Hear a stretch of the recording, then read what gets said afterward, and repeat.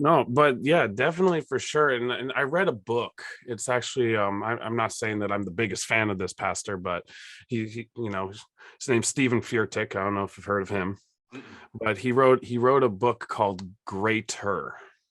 And in this book, it basically is saying, hey, there is no perfect utopia, great place, best place to be, but but what you can do is you can be greater, which means you have to define where you are now and just be one little bit better than that, one little bit better than that. Because if this to say that, oh, I'll be great or be awesome or I'll have made it once I get there, well, then how are you going to be greater than that?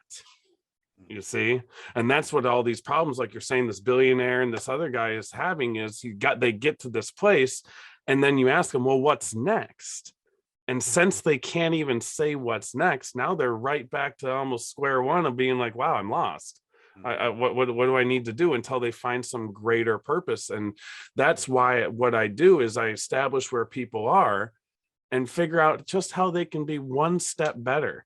Oh, to eat more and concern yourself less, to struggle less. That's one way to be better, to have less health issues, to have more energy. These are all things that could be breakthroughs, but maybe not see anything on the scale. That's why you start establishing what really matters to somebody. Mm-hmm. So then they can say, how are we going to measure it just being a little bit better, a little bit greater, a little bit greater each time?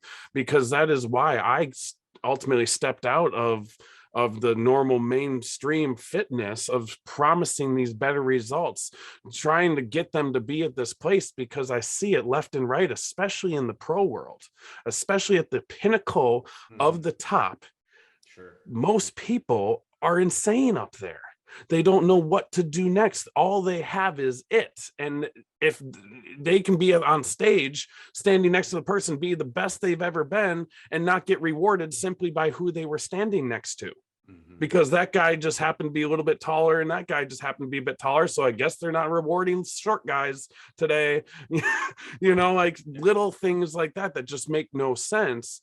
But it's because, where do you go from there? Why are you really doing it? Now, some people may have this goal to be there and use that as a launch pad to be bigger things, and there's greater things. Great. But a lot of us and a lot of people, it's like, okay, now what? Now what?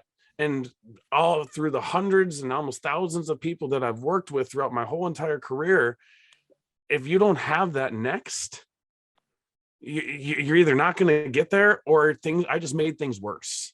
Because if you get there and you lose all this weight and you put your body through literally so much struggle and stress and abuse and all that, and feel just as bad, guess what happens? You don't do what you were just doing anymore. Whatever diet you were just on, keto, this, that, whatever method it was, if you get there and you don't feel fulfilled, you'll give it up, Yeah. because it's hard to do that, especially if you're doing any of these weird diets or anything. You'll give it up, and what happens is then all of a sudden the body goes thunk, and it's slow. You, who knows what happened during that time, and you go back and now you're this much more heavy, you're this much more out of shape, and now it's 10 times harder to even get there again. Why? Because there's no reason to get there, you already know it.